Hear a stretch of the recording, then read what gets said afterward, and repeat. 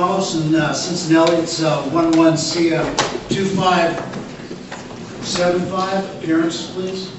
Calling the caucus of the people. Mr. Caucus.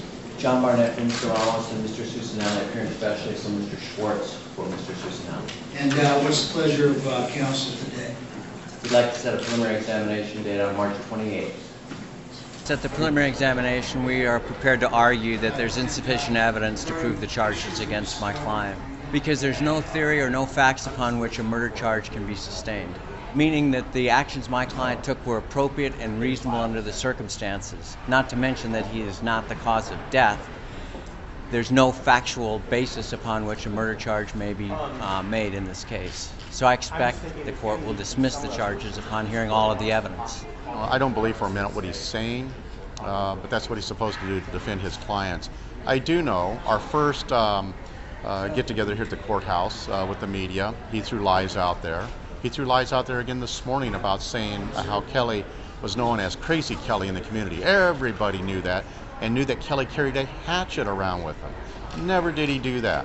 I was also informed through legal counsel this morning that he can say all the lies he wants in defense of his clients. So be ready for that. He's going to throw lies after lies after lies, and it's up to me, and I will sit there in the courtroom every day, take my notes, give them to the DA, and dispute his lies. My client confronted a non-compliant suspect. The suspect didn't comply with lawful orders, and my client used only that force that was necessary to seek to restrain Kelly Thomas. That's all he did. I think it's going to show very clearly that Kelly posed no threat. It was very clear from the DA's description that was seen on the video.